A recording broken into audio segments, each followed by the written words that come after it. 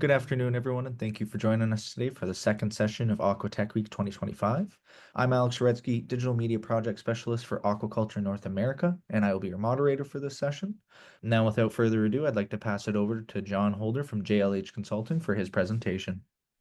Thanks, Alex. Welcome, everybody. It's an honor to be here to present what I have to say today. As Alex said, this is going to be recorded, so I'm going to go through some of the slides fairly quickly, and if you're interested, you can go back and look at it later. We've been incorporated since 1999, and we're a proud Canadian company, and I'm going to talk about what we do, basically, and about our RASWay system, which has a U.S. and a Canadian patent. So JLH Consulting principals and associates are well known for providing exceptional aquaculture technology and business development services. We also partner up with Rational, you see on the top right-hand corner there. So we're a design and consulting company, and we do marine and freshwater species, crustaceans, finfish, shellfish, production systems, RAS, reuse and flow-through design. And we also do project management consulting, feasible studies and business planning, production systems, biosecure hatchery design, construction support, and commissioning. And along with our associate Rational Aquaculture, we provide aquaponic solutions which marry well with our RAS designs. So it's all part of the planning. This is quite a long list. Basically details what we do. One thing we do not do is HVAC. To me, that's just very specialized area, and we just don't have the resources to do that. We do work with engineers though, if that's required. But it's just basically what everybody does. So let's go to the next slide. So this is the countries we've worked in, 6 continents, 23 in total. I've been to all except 4, and it's quite a good list. And yes, North Korea is there. That was an experience. That was a few years back, and every country was open arms and very nice people there. And also we've done shellfish and fish species. What we worked with 18 in total, anywhere from gooey ducks to African catfish. I would say most of it has been in the salmonid and tilapia, barramundi area, but we've done quite a few projects in the other ones as well. So what are the different aquaculture systems? I know a lot of people know this already, but circular tanks, raceways, mixed cell raceways, and all of the above could be the following. They could be 100% flow through.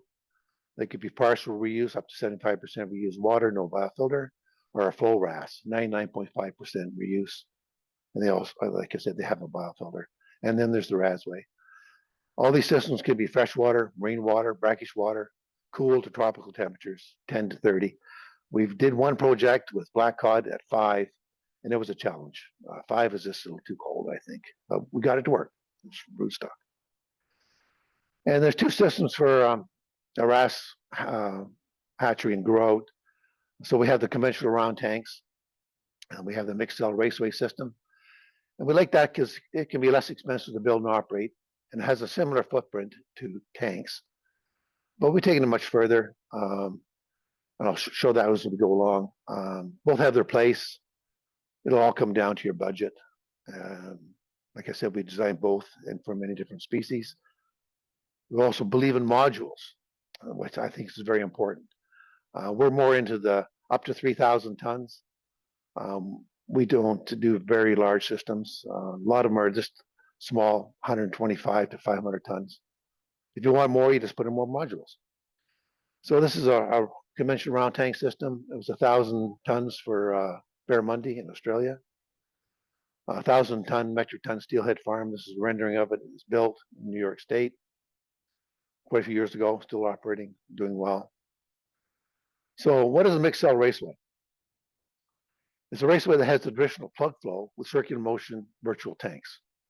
By having the circular current, you get good solids removal, great distribution of oxygen, consistent water quality within the whole raceway. So basically you use the whole volume. And we usually have 6 to 8 raceways per pumping system, and paired with aquaponics, realizes the full production potential. So here's the system here we did for First Nations, tilapia, and it's paired with aquaponics. on the left-hand side. It's the full system, right from incubation, first feeding, juvenile to, intermediate juvenile to grow out stages. So a lot of work has gone in to make sure that this works. And we had this all done by a professional company to show the currents within the tank, because we really wanted to get those solids out within 2 minutes, feces or uneaten feed. And as you can see, there's good mixing within all three layers, the top and the middle and the bottom. So this is a system overview, simple, very small farm, 2 RASWays, and I got a little video here sort of explaining how it works. The plug flow down this way, circular flow, MBBR, the biofloc is taken off, returned to the top end, which is then repeats the cycle. Solids all go down here. CO2 stripping, biofilter, same here, CO2 stripping and biofilter. Oxygenation with the oxyflow, very efficient system. And of course, over here, the purge tank. Oh, get out of this. Okay. So what makes this really unique, when I was over in China, I came across this Agamarine pump. Now there's another pump, Comac, but they're both propeller pumps. They push 12,500 gallons to a height of 45 to 60 centimeters easily, and they only use 11 kilowatts of power, 15 horsepower. So it really made this economical to use. And on the left is the Agamarine pump, on the right is the Comac. So 1.7 to 3 meters oxygen for the oxyflow system, which is a separate system, which I showed that on the previous slide. And we use an MBBR because we want everything on the same plane. This mixed waste system, 1,000 to 1,500 metric tons, depending on the species. Basically, the full Monty. You have your nursery, smolt, or juvenile.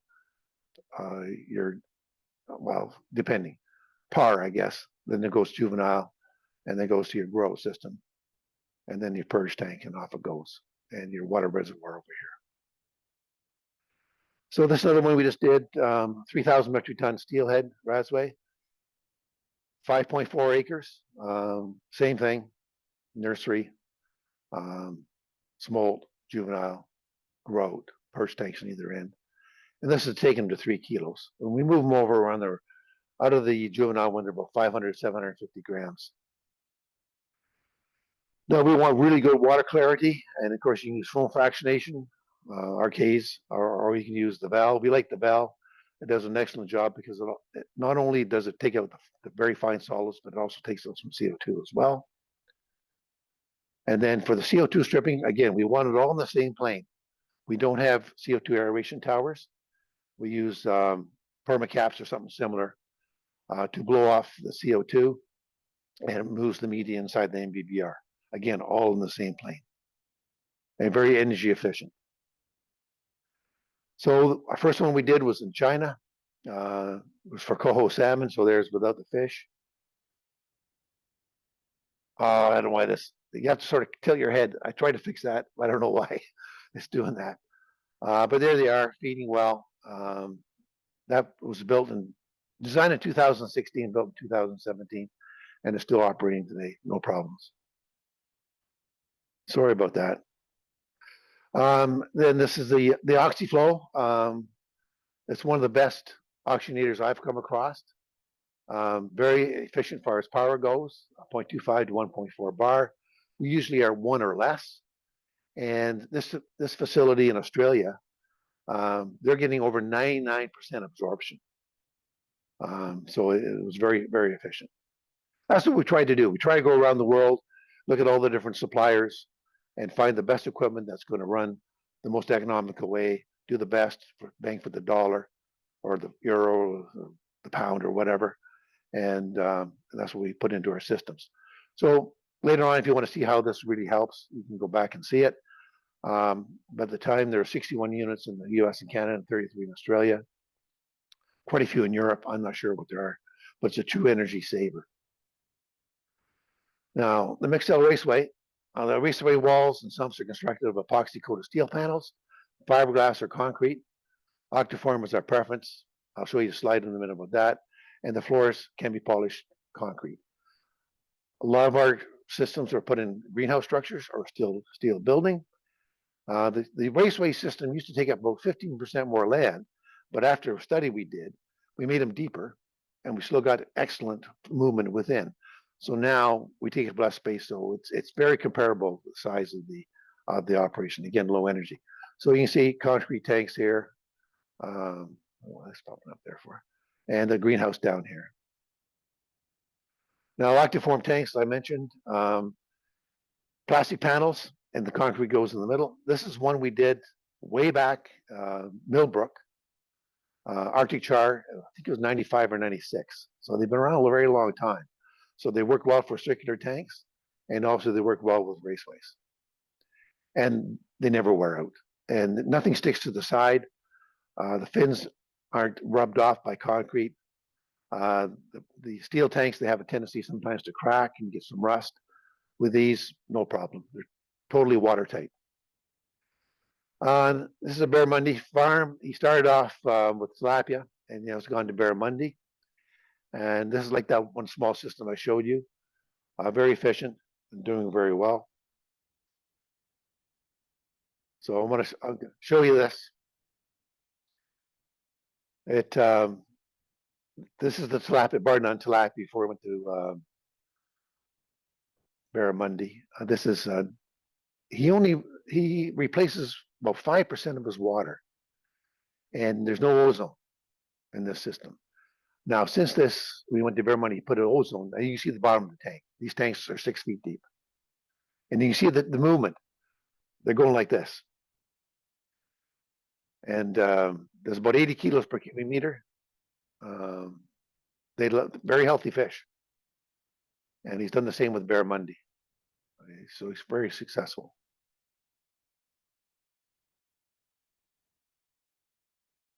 Oh, gotta get by now. Okay, let's see here. Okay, so the big thing I said earlier is energy. Energy is 24/7. We're blessed here in BC with relatively inexpensive energy, but in some places we've done business, it's 25 cents plus up to 40 cents kilowatt hour. It's just ridiculous. So doing RAS makes it complicated a little bit. But with the systems we got, we keep it fairly low. So these all the different things we have to consider when it goes in. Heating and cooling, ventilation, pumps, O2 generators, O3 generators, lighting, of course, blowers for your CO2 and your movement of your NBVRs, and UV units. I highly recommend that the incoming water is ozonated and UV'd. That's your makeup water, just to make sure you don't want to bring anything into the system. And also source disease-free stock before you start, because that's the worst thing that can ever happen to a RAS if you bring disease in. So power use, the amount of energy used in RAS varies considerably, from 2.5 kilowatts per kilogram produced up to over 9 kilograms produced live weight. Try and get the most efficient design, the most efficient equipment that your budget allows for. Power use is 24/7. The table at the side is the connected load for a 3,100 metric ton steelhead facility. It works out to be 3.7 kilowatts per kilogram produced. Now, this is a temperate climate, so the heating and cooling is not extreme. But again, it's all species dependent on the size of the facility. So you see all the things we've taken into account. There's 3,000 lights, the HVAC, plus heat exchanger, chiller, general service, well pumps, ice machine. Because we process it, that we do primary processing of this, so we chill them down before they go off to get done. And it works out to be about 1.32 megawatts for that facility. Now, efficiency, the maximum biomass in the RASWay. Okay, and this is mainly for steelhead. It's my favorite species, actually. One of them. Depending on the species, you can reach a steady biomass within the farm in 12 to 24 months. We do multiple cohorts. With the steelhead, we do 4. Some people do 6. Tilapia is like every month. Barramundi is about every 3 months, so 4 a year. So we try to reach a steady biomass within the system of 60 to 65 kilos per cubic meter. Now we can do this because you saw the circular motion and there's one of those others. So we can put partitions, and also in that video you saw a partition in there. So as the fish grow, you can move them down, higher density here, lower, lower, lower. This is like a schematic. It can vary with the different species. But as you take fish out, you can put a partition in and move fish in. Now, we don't move little fish in, we move in, 100 gram plus, depending on the species.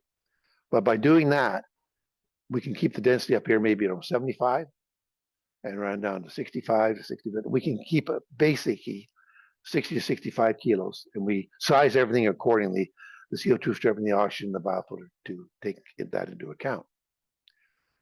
So I'm going pretty good here. A mixed cell raceway needs similar real estate versus a tank round tank system.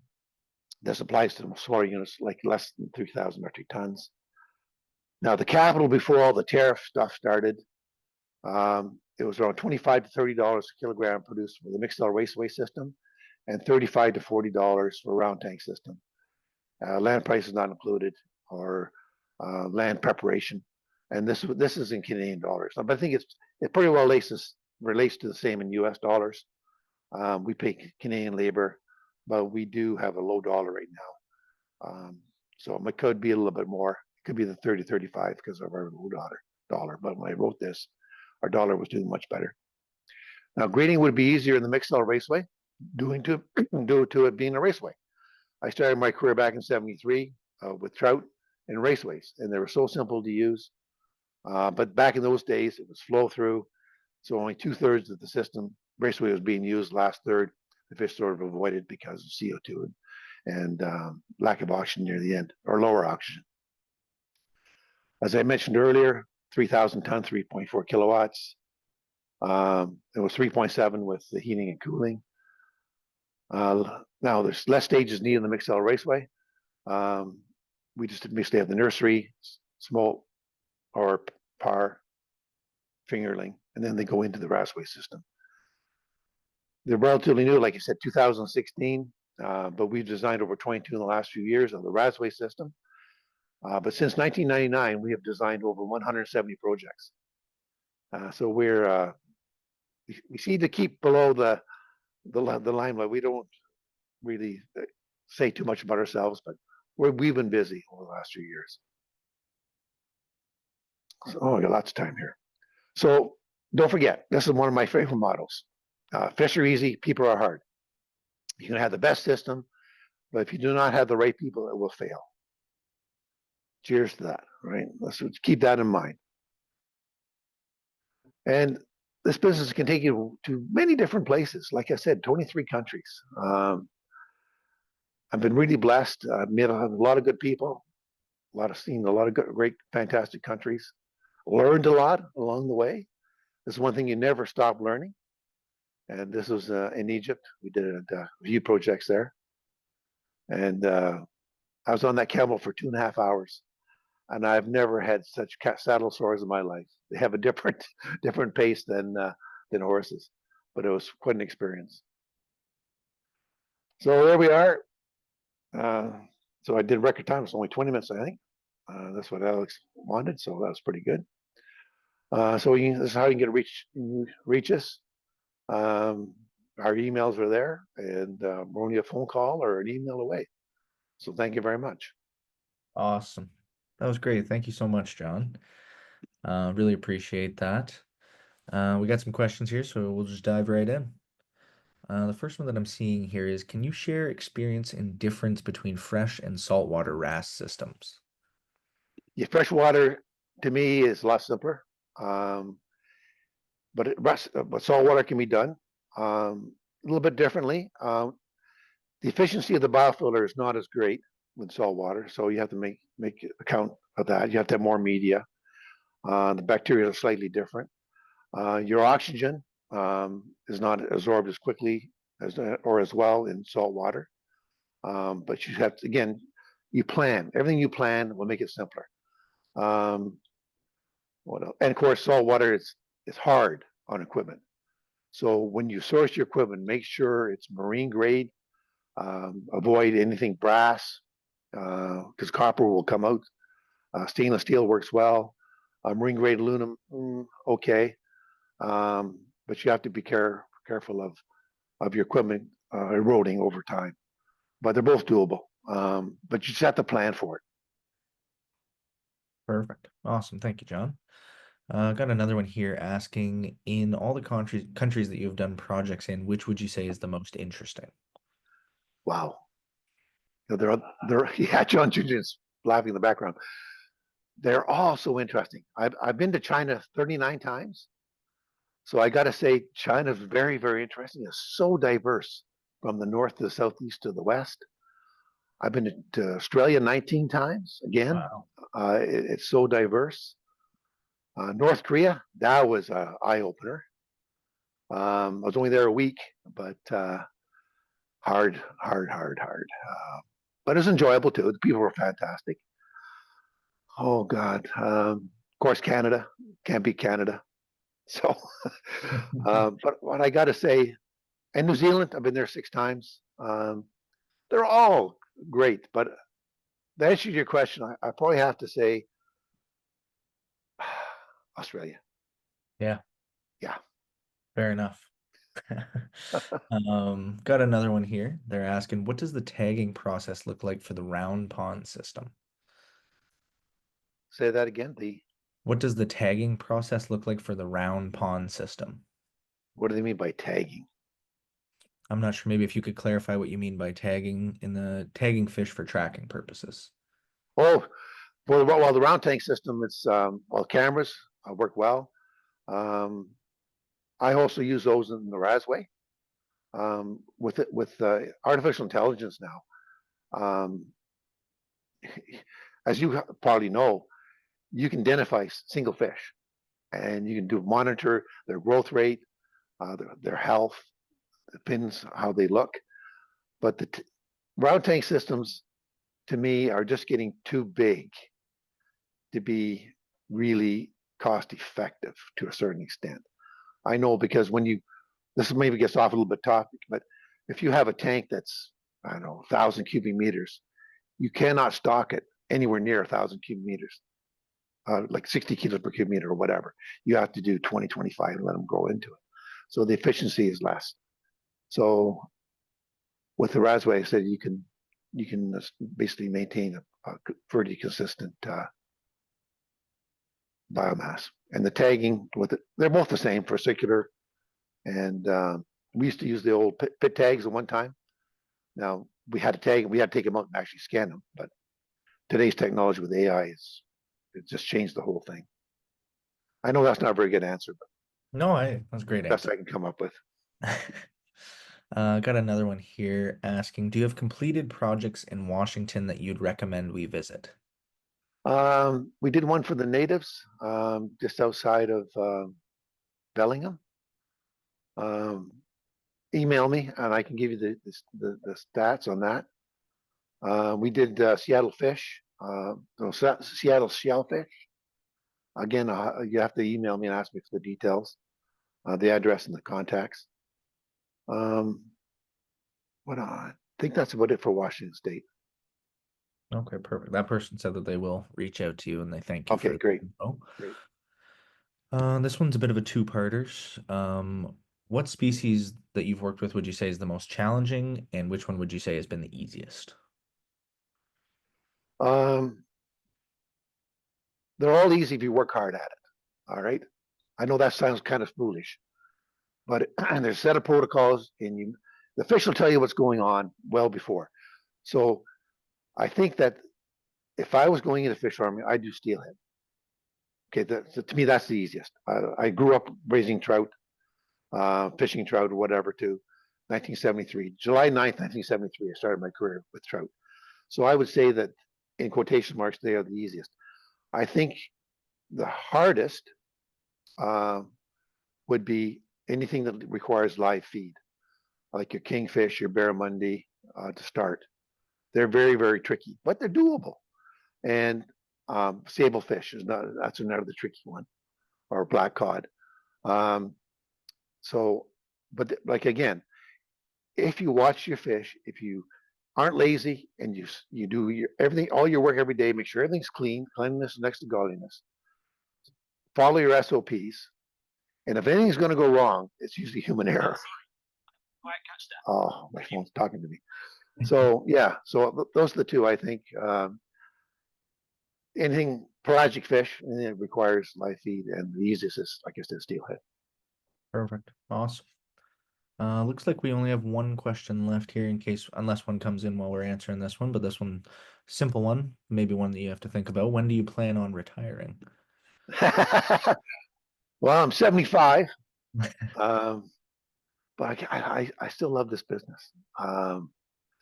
I've slowed down a lot. John Jr. JP, he does a lot of the heavy lifting now.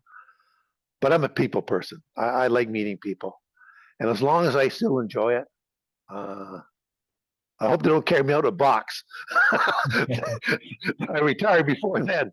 But again, this is such a great industry, and you get to see the world, and you meet so many fantastic people, and you never stop learning. Right? That's the whole key. And this is all the thing about JLH. JP's been in the business 35 years, John. Yeah. I've been in it for 52. So this is what you're getting. Sure, we screwed up along the way, but I've touched wood. I've never killed fish the same way twice. So this is what you're getting from our experiences, because we're both farmers, right? At one time. So Awesome. And we did actually have one more question come through here, so this will be the last one before we get to the next presentation. But this person is asking, can you share what the minimum economic capacity of the system is to be considered economically viable? that's a good one. We do a lot of work with First Nations. And so the First Nations, they want to feed the community and sell anything over. So they're not really interested in making big money, but they want to be break even. And we found, depending on the species, 125 metric ton with aquaponics, though. It's got to be with aquaponics. Works. If you're a commercial facility, 3,000 tons. Makes good money. 1,000 tons, I would say you break even. But again, it depends on the species. For example, tilapia and wrasse, they got to be live market to make money. Barramundi in the wrasse market, you make extremely more money because your cost of production is basically the same except for the fry, and you get more than double the price, triple the price as tilapia. So you can have a smaller farm and still make lots of money, or do well. I shouldn't say like, but for 3,000 tons steelhead, yes, because 16 to 18 months, you have a marketable fish. Atlantic salmon, okay, it's 23 months, 22 to 23 months. Now it's a larger fish, 5 kilos, but your cost of production is higher. So in that instance, you got to be at least 3,000 tons for Atlantic salmon. But again, the operation is fairly big, and the capital is much higher. Awesome. Awesome. Well, that unfortunately is all the time we have for today. Just want to thank you, John, once again for being here today, and JLH for sponsoring this one webinar. Really appreciate the time you took today. I enjoyed it. Thank you very much.